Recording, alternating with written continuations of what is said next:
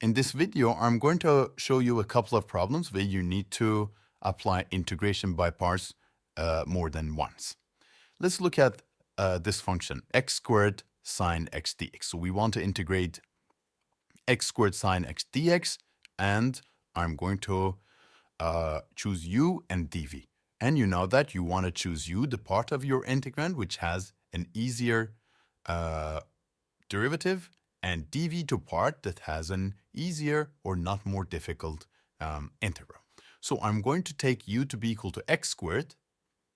And notice that if you differentiate u, then the derivative is 2x, which has a smaller power of x. And in that sense, this function becomes easier after differentiation. So you take u to be equal to x squared, du becomes 2x dx.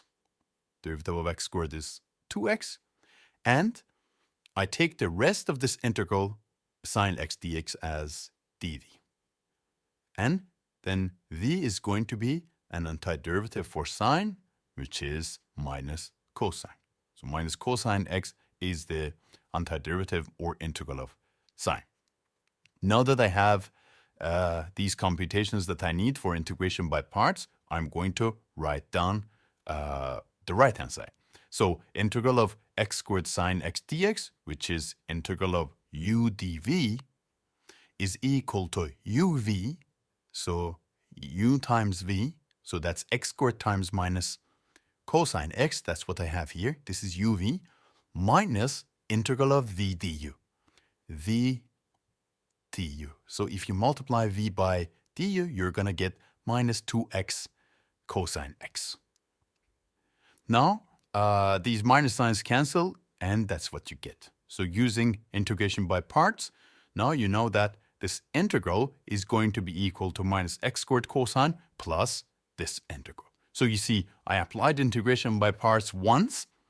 It doesn't help me to totally solve this problem, but what happens is that I have replaced x squared sine now by the integral of x cosine, which is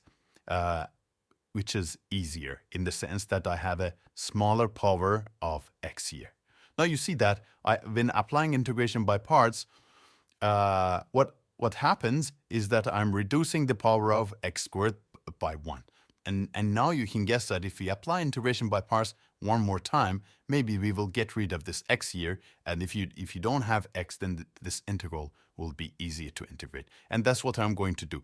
So I'm going to apply integration by parts by taking u to be equal to x and the rest cosine x dx as dv. du is going to be derivative of x is 1, so that's 1 dx, and v is going to be an antiderivative for cosine, which is sine. Now I have all the computations that I need to do integration by parts for this integral. So I copy the first part, I don't do anything with it, plus 2, and I'm writing, so basically I'm going to apply the integration by parts formula for this integral and write it inside this brackets. So it's going to be uv, u times v, which is x times sine x, minus integral of v du.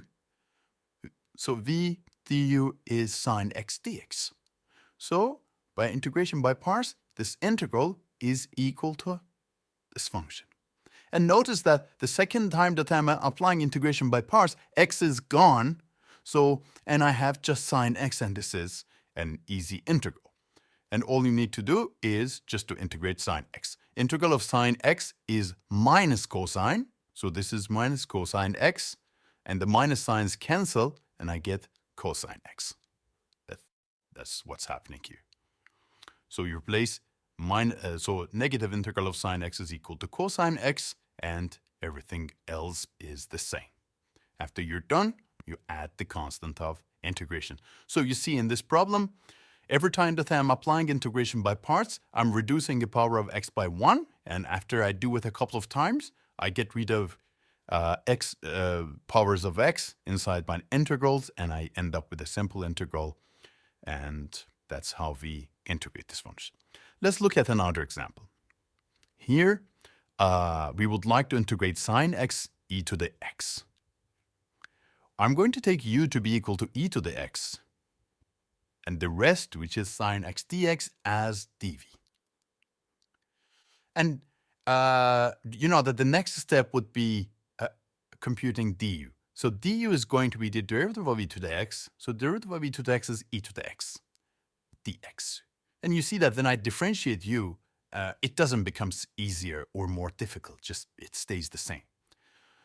And dv is sine x dx, so v is going to be an antiderivative for sine x, which is minus cosine x. And you also notice that when I integrate v, this function sine doesn't become easier or more difficult. So it just becomes minus cosine. Minus cosine is basically as challenging as sine to integrate. So even before writing the right-hand side using integration by parts, we know that when we apply integration by parts, this integral is not going to become easier or more difficult. And the reason is that when I'm differentiating, the function doesn't become easier, and when I integrate dv, again, I'm not getting anything simpler. But let's do it anyways.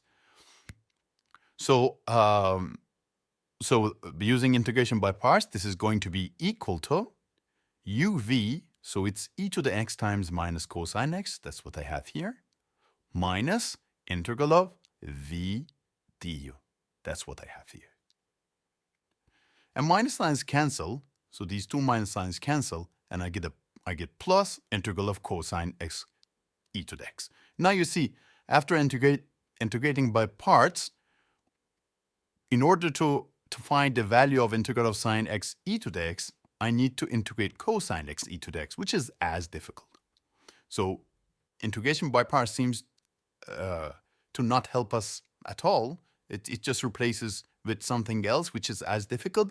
But let's not give up and try to do integration by parts one more time and see what happens. So now I'm going to apply integration by parts for this integral. And it's important that you stick with the same choice of u. So I'm going to take u to be equal to e to the x and dv to be the rest. So dv becomes cosine x dx. Okay, then du is e to the x dx, and v is an antiderivative for cosine, which is sine. Now I have the computations that I need for integration by parts. So this integral that I'm looking for is equal to minus cosine x e to the x. I just write everything down, and I'm going to do integration by parts here and write the result inside these brackets. So it's going to be equal to uv, it's e to the x sine x, that's what I have here, minus integral of v du. That's what I have here. And notice that the second time that I apply integration by parts, still this integral is not getting easier. Now I'm actually getting what I started with. So I'm looking for integral of sine x e to the x, and I know that that's equal to minus cosine x e to the x, this function, and minus what I'm looking for. So let's just take this integral that I'm looking for as I.